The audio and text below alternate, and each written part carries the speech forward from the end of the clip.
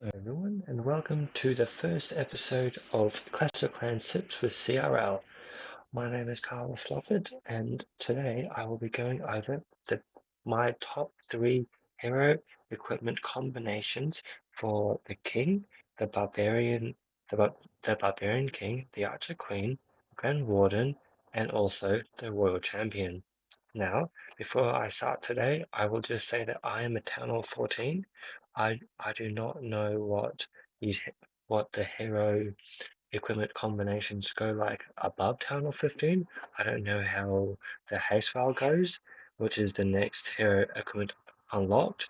As you can see here, where is my blacksmith? The next one upgraded is the haste file.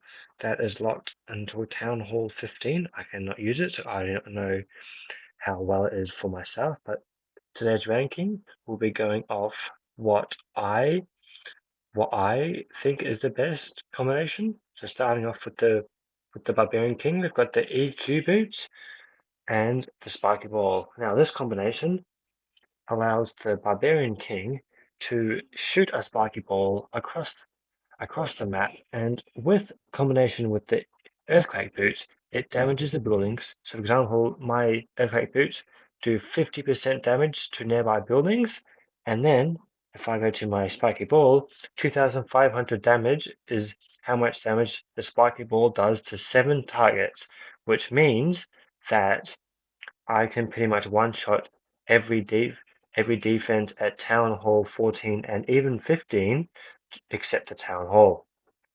Now, this combination this combination is amazing because it works for any attack pretty much. I can use it for any air attack, or I can use it for a ground slash attack, where you use the earthquake boots to open up the base and allow your troops to get so much value and pretty much reach everything pretty much because of the 8-tile radius. Now, if you look at the Spiky Ball, it gives 171 extra DPS and 2,278 extra hit points. Now, these passive stats is what makes the King super tanky because it gives you extra DPS as well as health. You've got your Earthquake Boots. You've got 1,500 extra damage, extra health, and 71 extra damage. Now, that totals to what? An extra nearly 4,000 hit points my King's got, and an extra, what would you say, 230 extra DPS my King's got just from this hero equipment combination. Now, the number 2 combination, looking at the Giant Gauntlet and the Spiky Ball.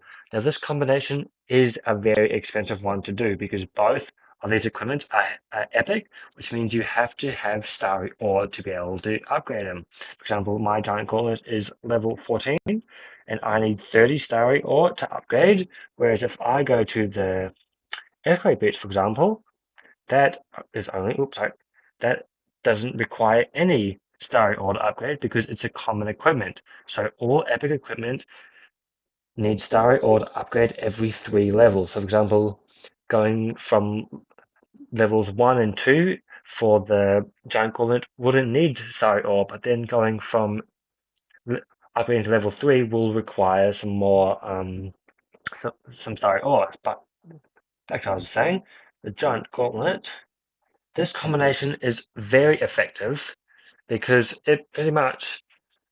you pretty much become a super tank because you've got the Giant Gauntlet's damage reduction as well as the Spiky Ball's ginormous amount of hit point increase. But the reason why this equipment is number 2 is because the Spiky Ball actually will damage, like will even take down the buildings, and then your king will like waste some of his ability because if you ever look, hold on a second, the king will rise up pretty much and become a super tank. But if your Spiky Ball takes down the buildings nearby, then you're wasting some of the valuable seconds that your Giant Gauntlet ability has. So that's why it's number 2. As well as number 2 is the Rage Vial and Giant Gauntlet combination. Now, this combination was probably the best combination when hero equipment first came out because because you had the splash damage from the king as well as the damage reduction, but also you had the damage increase from the rage vial, which allowed your king to pretty much one-shot everything. Because if if you had a high enough king level, then your king will get 140% extra damage, as well as becoming a super tank with a giant gauntlet. You could pretty much one or two tap every building pretty much. Obviously, the town hall and eagle artillery and stuff are different, but you could like one tap all the arch towers and everything like that. Now, number three, com number three is the earthquake boots and the rage vial. Now, this combination is probably the best all common equipment combination for the king because with the earthquake boots, for example, mine's level 14, so it does 50% damage. So that's 50% of the HP of all the nearby buildings are gone.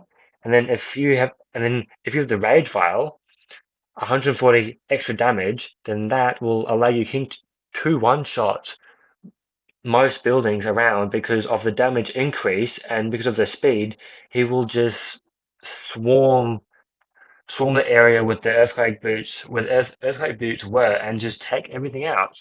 So, so that is my rankings for the king. Now, going on to the queen.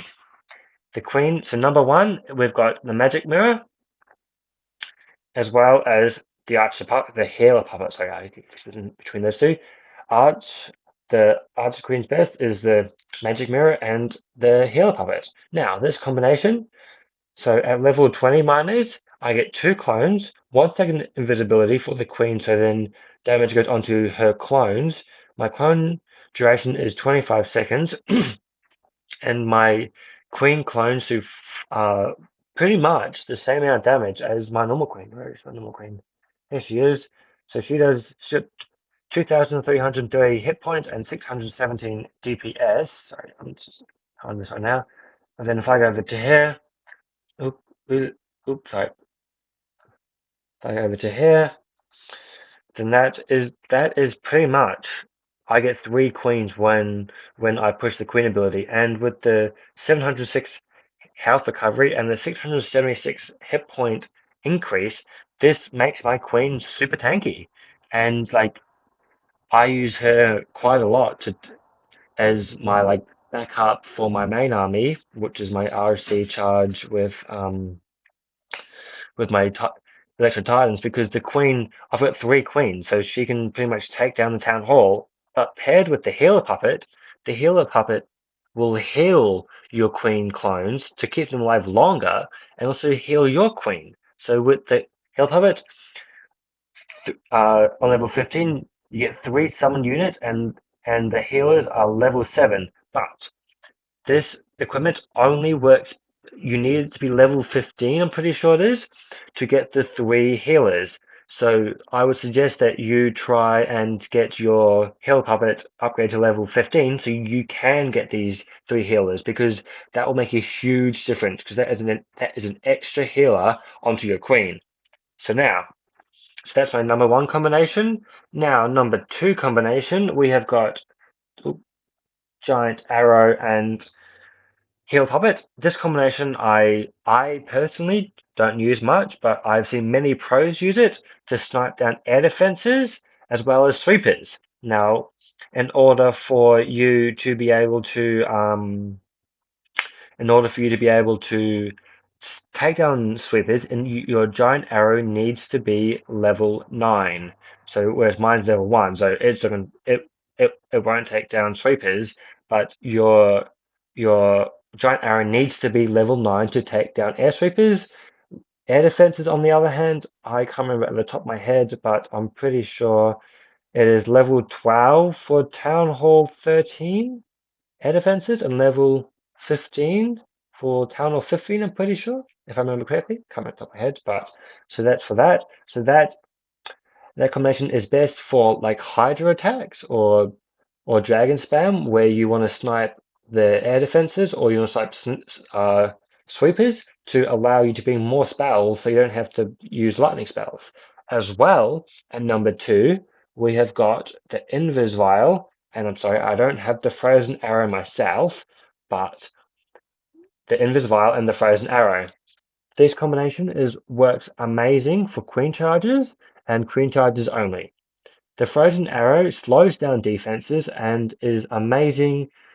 Like, for example, if you're coming into a single Inferno, the Frozen Arrow will slow down the single Inferno and will like slow down its attack speed. So then your survivability becomes a lot stronger.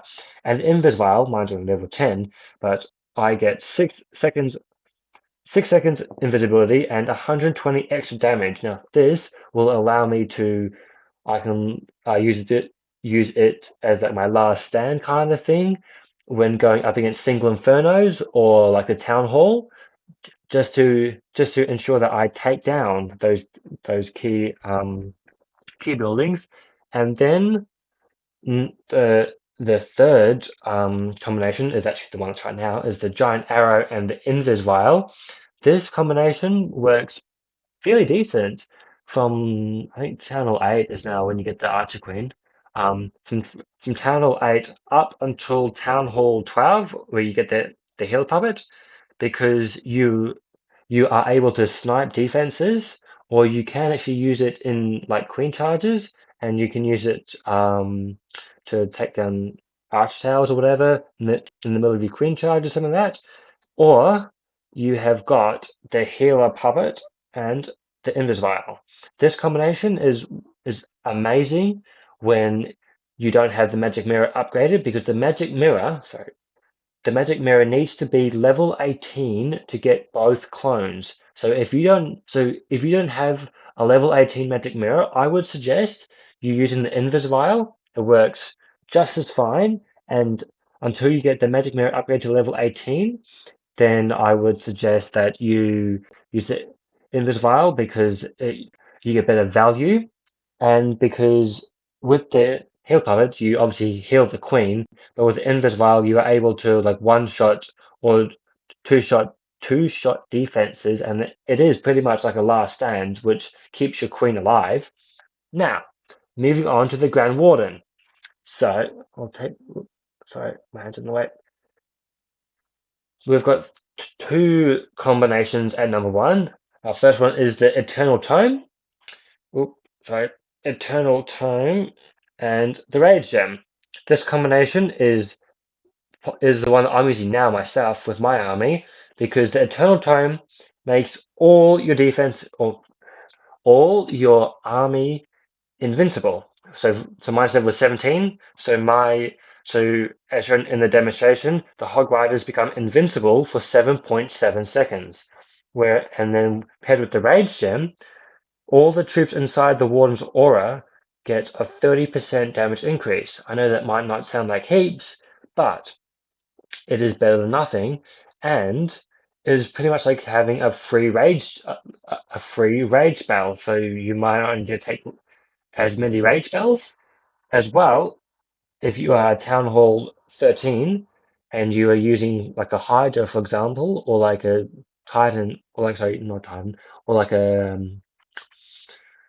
smash attack, the healing time works amazing, or is it's probably the better out of the two, in my opinion, because with the turtle time, your troops become invincible, and then see the healing time Eliwood 12 lasts for 19 seconds, and the eternal time lasts for 7.7 for me. So that means that and it heals 120 hit points per second. So that means that my troops inside the Warden's Aura get healed up 120 hit points for 7.7 seconds without taking any damage. So that means that like my healers or my heroes can get healed up 1,000 hit points in that time, which allows you to like save hero abilities or allow your army to survive a lot longer.